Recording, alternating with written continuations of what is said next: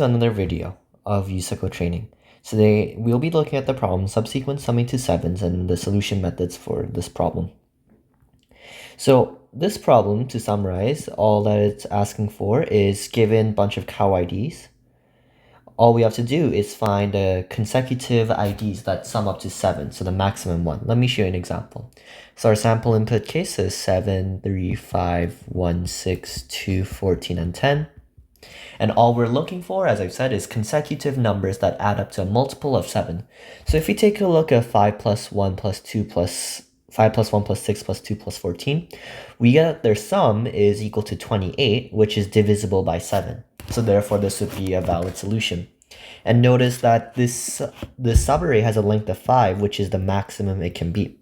Before we get started on the actual solution, we have to know this one crucial concept. Notice that when we have two numbers that have the same mod, so x1 is equivalent to x2, these are going to be our two numbers. We know that if we move this to the other side and subtract it, so we get x1 minus x2, this is just simply going to be equal to 0. Which means that the difference between two numbers that share the same remainder, or modulo, will be equal to 0.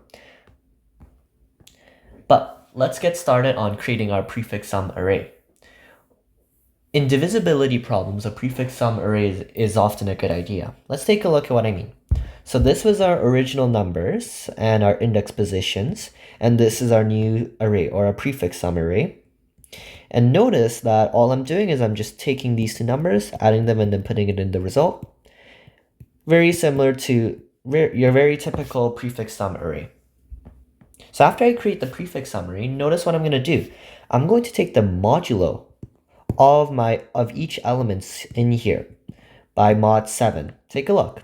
So 3 mod 7 becomes 3, 3 mod 8 becomes 1, mod 7 becomes 2, so on and so forth until we process all of our prefix sum arrays. But why are we doing this? Notice that here 3 has the same, so index 0 and index 4, they have the same elements or the same modulos. And remember what I said about subtracting two numbers with the same modulos.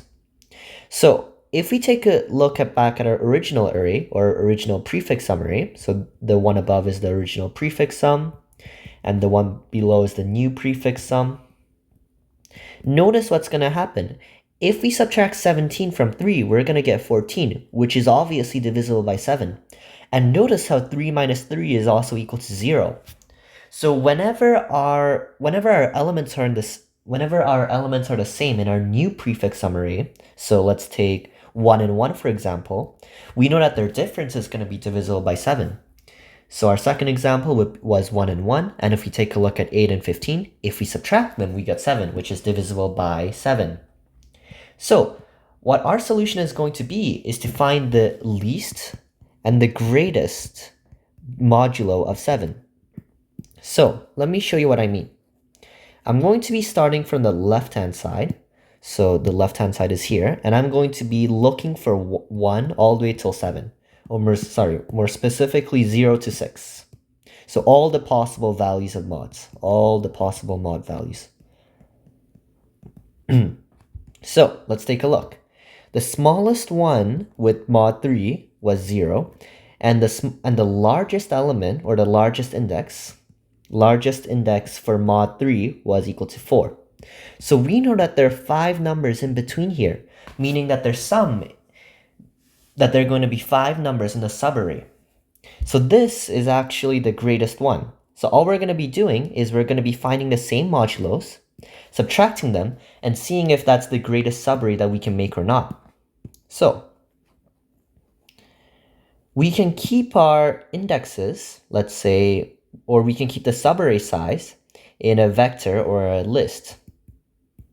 And then all we're going to be doing is for I in range of 7, from 0 to 7 or to 6, what I'm going to be doing is I'm going to be searching for the greatest, search for the lowest and highest modulos or highest index